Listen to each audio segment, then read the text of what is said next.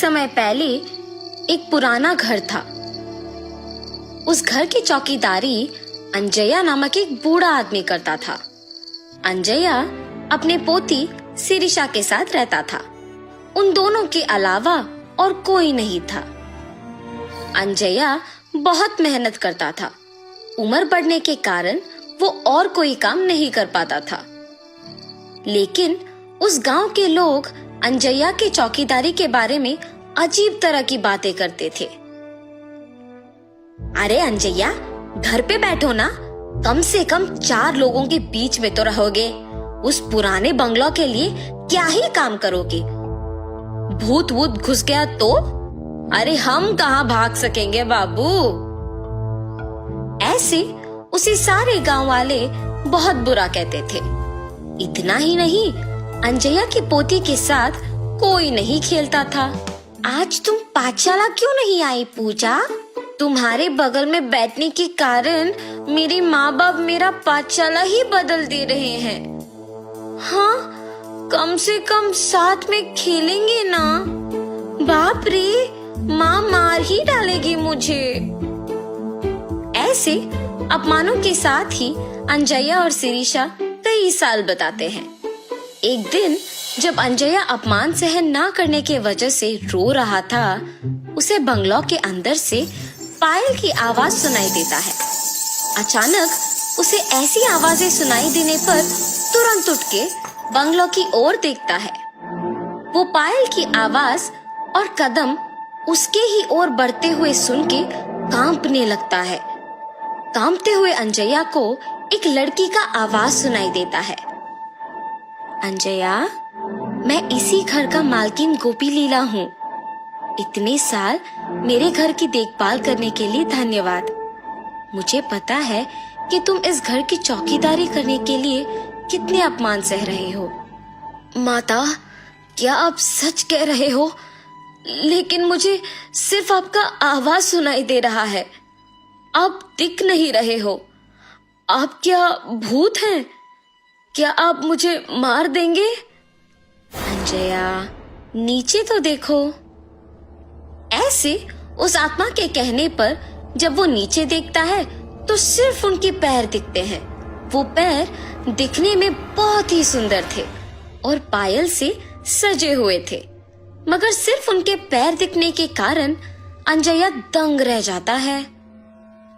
डरो मत, मैं तुम्हें कुछ नहीं करूंगी।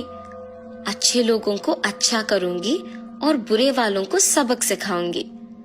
तुम दुखी हो, इसीलिए तुम्हारी मदद करने आई हूँ।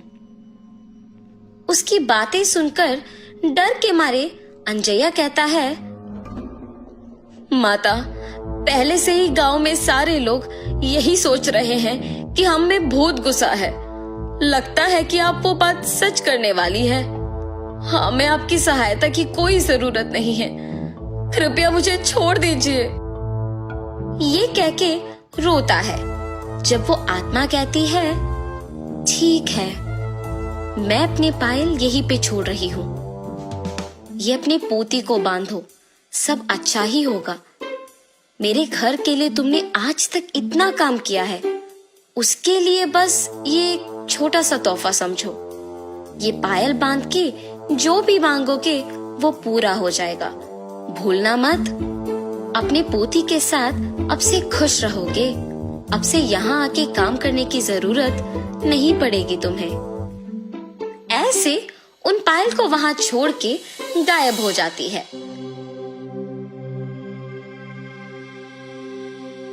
अंजया उन्हें लेकर घर जाता है। घर पहुंच के अंजया सोच में पड़ जाता है कि पोती को कैसे समझाएगा ये बात।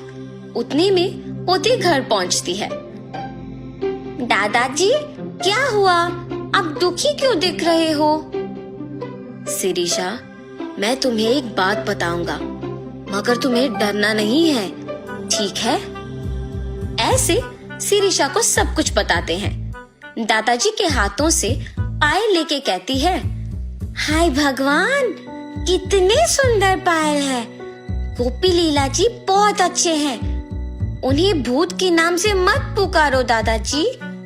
उन्होंने अगर इतना अच्छा तोहफा मुझे दिया तो ही सोचिए। ऐसे खुशी के साथ कहती है और अपने दादाजी से वो पायल बंधवाती है। बेटी शिरीषा, याद है ना, इन पायल को पहन के जो भी मांगो वो हो जाता है, इसीलिए ध्यान से रहना। सब कुछ पता होने के बावजूद शिरीषा बिना कोई डर के साहस के साथ उन पायल को बांध के पूरा घर चलती रहती है। उस रात को शिरीषा को खिला के सुलाने के बाद अंजया भी सो जाता है। शिरीषा पायल के सहारे उड़ते हुए नीचे का सारा धरती पूरा सुंदर दिखते हुए, उसके ही साथ सारे पक्षी उड़ते हुए बादल के बीच में से हंसते हुए खेलते हुए दिखाई देता है। कितना सुंदर सा भावना है। ऐसे सोचती ही है कि उतने में उसे गोपी लीला उसके ही जैसे पायल बांध के घर में दौड़ना दिख जाता है। गोपी लीला अपने पायल को छू के कुछ सोचती है और आंख खोलते ही उसके सामने एक बड़ा सा हाथी होता है। उस पे बैठ के उसके साथ कुछ बच्चों को भी बिठा के सैर करती है। शिरीषा इस सब का यकीन नहीं कर पाती है। अचानक जाग उठती है। ये सब मेरा सपना था। हाँ माँ, सच मान के डर गई। शिरीषा की बातें सुन के अंजया भी उठता है और तब जान पाता है कि क्या हुआ। ये सच है बेटी, वो पायल वाकई ही शक्तिशाली है। हमारे जीवन को बदलने के लिए, इतने साल के हमारे काम के लिए कृतज्ञ होके गोपी लीला जी ने इसे तोहफा के रूप में हमें दिया। अब ये तुम्हारे हाथों में है। तुम्हें जो मांगना है मांगो, लेकिन बुरा नाम मत लाना बस। अब सो जाओ बेटी, बहुत देर हो रहा है। अपने दादू के बताए बातों को ध्यान में रख के सो जाती है। अगले दिन पूरा गांव अकेले घूम के घर आती है।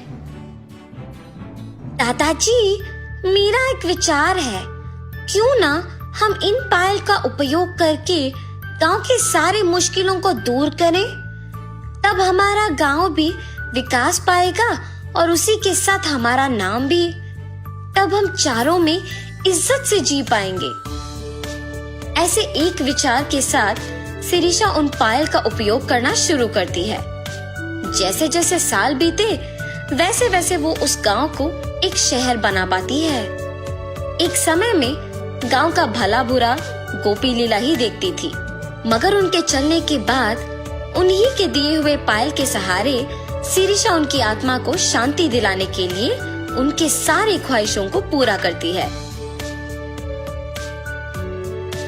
इतना ही नहीं, अंजया के परिवार के सारे मुसीबतों को दूर करके शिरीषा के वचन के अनुसार ही सभी के समान जीते हैं।